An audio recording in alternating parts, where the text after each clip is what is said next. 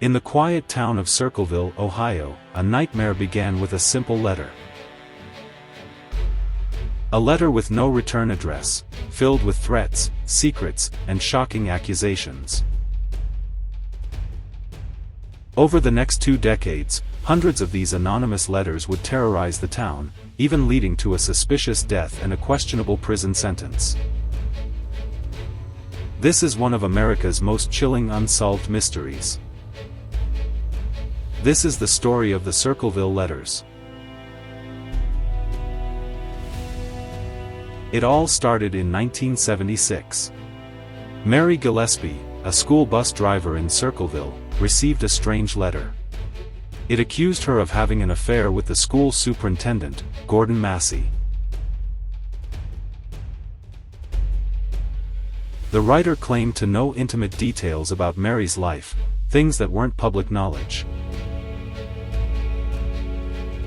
Mary's husband, Ron Gillespie, also received letters. The letters were laced with threats, warning Ron to stop the affair or face consequences. But Mary denied everything. At first, the Gillespies tried to keep the letters private. That was a mistake. Because soon, other people in town began receiving similar letters. Dozens. Then hundreds. All handwritten. All unsigned. All accusing someone of something terrible. In August 1977, Ron received a phone call. He grabbed his gun and stormed out of the house.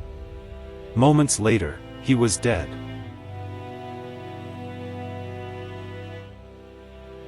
His truck crashed into a tree. But what made police suspicious was that his gun had been fired once.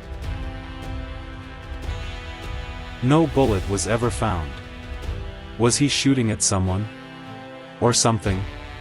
Authorities said Ron had been drunk, but friends and family swore that he never drank. Was it a cover-up?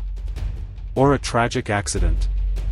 The anonymous writer didn't stay silent. After Ron's death, more letters came, claiming the sheriff was part of a conspiracy. The writer's campaign escalated. Bizarre road signs began appearing along Mary's bus route, filled with vulgar messages about her and Massey. One day, Mary had enough. She stopped the bus, got out, and tried to remove a sign. That's when she found it, a box attached to the sign. Inside was a loaded pistol. A booby trap. The gun had been rigged to fire when someone removed the sign. The only reason Mary wasn't killed was that the trigger mechanism had jammed. Police investigated and traced the gun. It belonged to Paul Freshour, Mary's former brother-in-law. He claimed the gun had been stolen. But Paul was arrested, and charged with attempted murder. Despite weak evidence, Paul was convicted and sentenced to 7 to 25 years in prison. But the mystery was far from over. Even while Paul was in prison, the letters continued. They were still postmarked from Columbus, the same place they'd always been mailed from.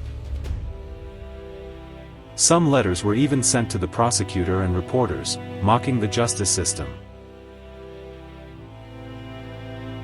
Paul was placed in solitary confinement. He had no access to paper, pens, or visitors. Yet, the letters kept coming. Was the real writer still free? Or was Paul part of something bigger?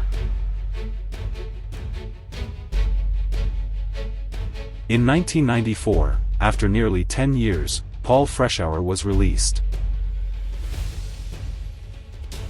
He never received a full pardon, but the letters finally stopped. He maintained his innocence until his death in 2012. To this day, no one knows who really wrote the letters. Was it Paul, acting alone? A group of people targeting each other? Or something even darker? Some believe it was a neighbor. Others say a jealous lover. And some think law enforcement might have covered up the real story.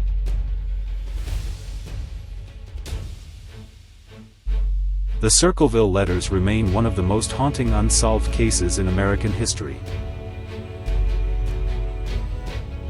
A town plagued by secrets, fear, and suspicion, and a faceless author who was always watching.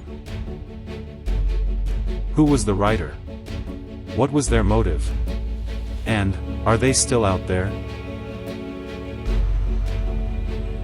If you found this mystery intriguing, make sure to like, comment, and subscribe for more unsolved true stories. And let us know in the comments, who do you think wrote the Circleville Letters?